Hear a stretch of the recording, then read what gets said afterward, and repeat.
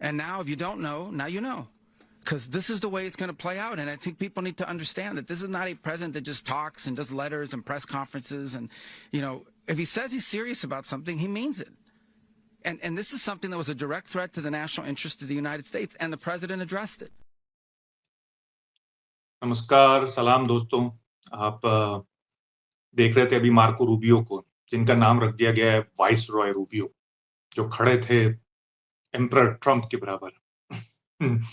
वैसे तो वाइस रॉय उसको कहते थे जो एम्परर का, बादशाह का नुमाइंदा होता था मुल्क के अंदर, यानी कि इनको कराकस में होना चाहिए, और ये बैठे हुए हैं वॉशिंगटन डीसी में और वहीं से रूल कर रहे हैं। यानी कि ये एक तरह का कोर्शन है, एक तरह की जबरदस्ती है, जिसमें एक माफिया, या जैसे कोई बाहुबली कहता है किसी को कि बच के रहना, कहीं तुम्हारा कोई नुकसान ना हो जाए।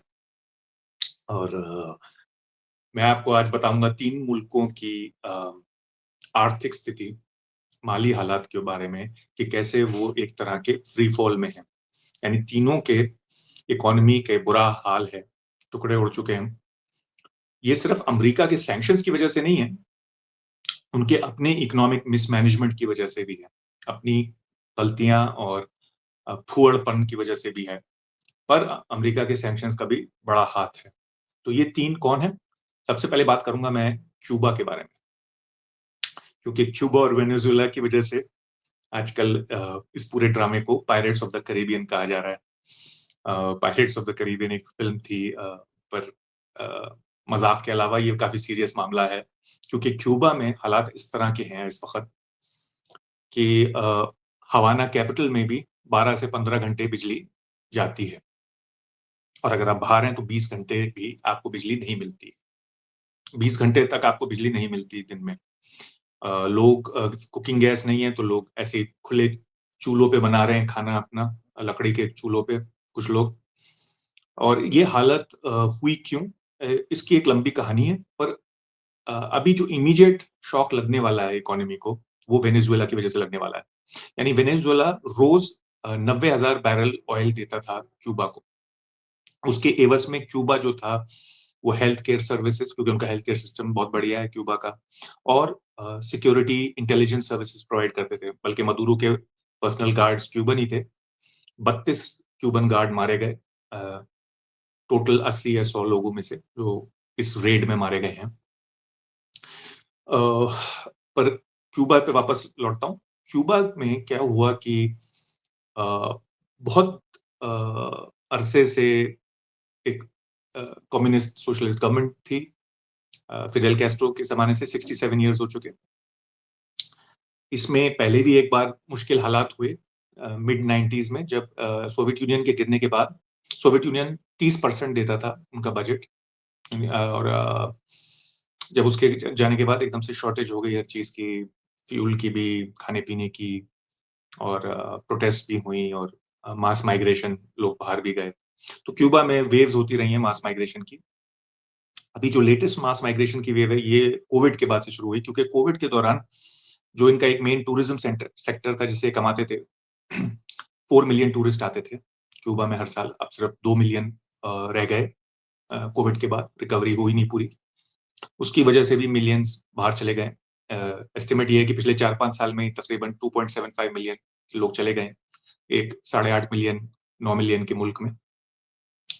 तो अंदाजा ये है कि जितने क्यूबन क्यूबा में रहते हैं उतने ही क्यूबा के बाहर भी रहते हैं।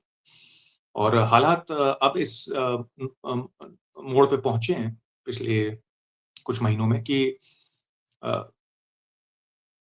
इतना भी फ्यूल नहीं है कि कूड़ा उठाया जाए। उसकी वजह से मच्छर फैल गए और चिकनगुनिया और डेंगू फैल रहा है। 1/3 पॉपुलेशन को ये हो चुका है, चिकनगुनिया और डेंगू। और आप अगर तेल लेना भी चाहें तो आपको तेल नहीं मिलेगा। पहले 3 हफ्ते की वेटिंग लिस्ट होती थी तेल भरवाने के लिए, अब 3 महीने में भी आपको नहीं मिल रहा है, क्योंकि 3 महीने बाद भी आपका नंबर 5,000 कुछ होता है। तो क्योंकि जैसे मैंने बताया 90,000 पर डे से 30,000 बैरल पर डे पे आ गया वेनेजुएला का ऑयल एक्सपोर्ट। बाकी कुछ ऑयल मेक्सिको से आता था और जगहों से, रशिया से, और अब वो भी मुश्किल लग रहा है क्योंकि मेक्सिको के ऊपर भी बहुत प्रेशर आ रहा है। अमेरिका का। और वो तो कह रहे हैं कि मेक्सिको से ही, जो सच बात है कि मेक्सिको से ही ज़्यादातर ड्रग्स आते हैं अमेरिका में। और क्यूबा में जो वेनेजुएला का तेल आता था वो अब 30,000 से भी गिर के शायद 0 ही हो जाएगा, क्योंकि अमेरिका ने सारे ऑयल टैंकर सीज़ करना शुरू कर दिए हैं। कुछ अपना ट्रांसपोंडर बंद करके इवेट कर रहे थे अमेरिकन नेवी के शिप्स को, और वो भी अब मुझे नहीं लग रहा कि ज़्यादा चल पाएगा, क्योंकि अमेरिका सख्त हो गया उस मामले में। तो एक दूसरी तरफ ये है कि खाने-पीने की भी क्यूबा में मारामारी हो गई है। क्यूबा में गवर्नमेंट का राशन कार्ड मिलता था, जिससे तकरीबन महीने में 10 दिन का राशन आपको मिल जाता था, चावल, राजमा, इस तरह की चीज़ें। पर अब वो वर्थलेस है। वो कार्ड भी अब किसी काम का नहीं है, और आपको कुछ नहीं मिल पाता। स्टोर्स में कुछ नहीं है, गवर्नमेंट के स्टोर्स में कुछ नहीं है। और गवर्नमेंट जो और फैक्ट्रियाँ चलती थी, जैसे निकल की फैक्ट्रियाँ थी और ओर प्रोसेस करने की, उसके लिए भी पावर नहीं है, तो वो भी शट है। और अगर आपके रिश्तेदार बाहर रहते हैं, जैसे 1/3 लोगों को बाहर से रेमिटेंस मिलता है अपने रिश्तेदारों से, तो काम चल रहा है। और कुछ लोग टूरिज्म से जो कमा लेते हैं, वरना आप बहुत मुसीबत में हैं। और 1/3 कंट्री, 1/3 कंट्री जो है वो इस वक़्त पॉवर्टी में है, गरीबी की रेखा से नीचे। और इसमें सबसे ज़्यादा नंबर है पेंशनर्स का, क्योंकि पेंशन इस वक़्त $60 पर महीना है। $60, $7, यानी कि कुछ भी नहीं है। $8 में एक 30 अंडे का कार्टन आता है। तब आप समझ सकते हैं कि कितना कम है और किस गुर्बत में रह रहे हैं लोग। क्यूबा के आसार भी ठीक होने के कम हैं, क्योंकि अब मार्को रूबियो, जो खुद क्यूबन है एथनिसिटी के, वो चाहते हैं कि वहाँ तख्ता पलट हो, तो वो और सख्ती कर रहे हैं। और ट्रम्प भी खिलाफ हैं क्यूबा के, क्योंकि जैसे मैंने अपनी पिछले वीडियो में बताया आपको, ट्रम्प जो हैं वो एक 70s 80s के आदमी हैं, 60s के, तो उनको लगता है कि जैसे क्यूबा भी बहुत खतरा है। और फिर उनका जो वोटर बेस है, उसमें बहुत सारे क्यूबन अमेरिकन हैं जो रिपब्लिकन पार्टी के लिए वोट करते हैं, और कुछ वेनेजुएलन अमेरिकन्स भी हैं। तो वो ट्रम्प भी सख्त रवैया अपना रहे हैं, और कह रहे हैं कि Cuba is down for the count. जैसे एक बॉक्सर को जब नॉकआउट होता है तो उसकी काउंटिंग शुरू हो जाती है, तो उस तरह से। अब मैं ये नहीं कह रहा कि क्यूबा की सरकार गिर जाएगी, ये कहना मुश्किल है, क्योंकि क्यूबा की सरकार का सिक्योरिटी और इंटेलिजेंस पे बहुत अच्छा पकड़ाव है, और पहले भी ऐसे क्राइसिस वो सर्वाइव कर चुकी है, जैसे मैंने बताया था सोवियत यूनियन का कोलैप्स और ये वो, और कोविड के दौरान।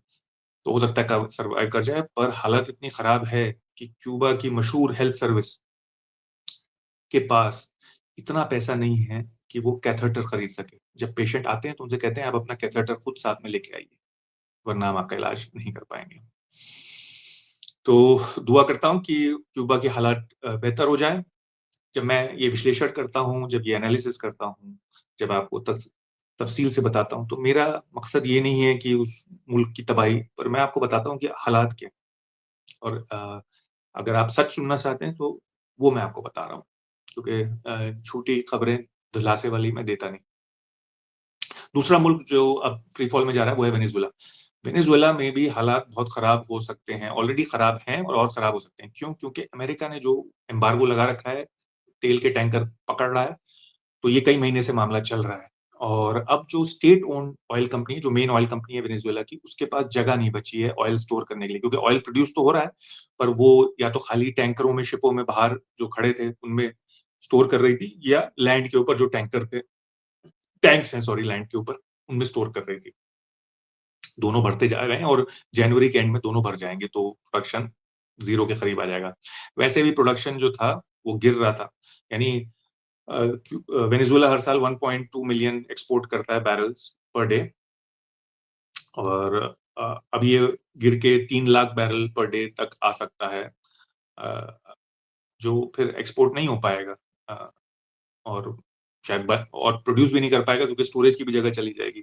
तो ऑलरेडी वेनेजुएला, जहाँ पे खाने-पीने की दिक्कत थी, वहाँ पे भी 10-10 घंटे के पावर और प्रॉब्लम्स हो रही हैं, और खाने-पीने की सख्त प्रॉब्लम है, क्योंकि वो इम्पोर्ट करता था बहुत सारी चीज़ें, ये तेल बेच के। वहाँ पे भी ये हुआ है कि पर कैपिटा इनकम 15,000 से गिर के $4,000 रह गई है पर एनम। अ और वहाँ पे भी ये हुआ है कि 1/4 पॉपुलेशन, यानी 30-32 मिलियन में से 8 मिलियन रेफ्यूजी बन गए कुछ सालों से। तो इकोनॉमी गिर रही थी, जो शावेज़ ने हरकतें की थी नेशनलाइज़ेशन की और पब्लिक सेक्टर की, कुछ गरीबों का फ़ायदा किया था उन्होंने उस वक़्त फ्री एनर्जी, फ्री खाना-पीना और सब कुछ देते थे वो। पर वो इनएफिशिएंसीज़ बदतर होती गईं क्योंकि ऑयल सेक्टर पे फोकस नहीं किया। 3 मिलियन बैरल्स पर डे से ऑयल प्रोडक्शन 1 मिलियन बैरल पे आ गया और मदुरो के टाइम पे तो और भी बदतर होती गई चीजें और करप्शन बढ़ता गया और इनएफिशिएंसी सिस्टम में आती गई।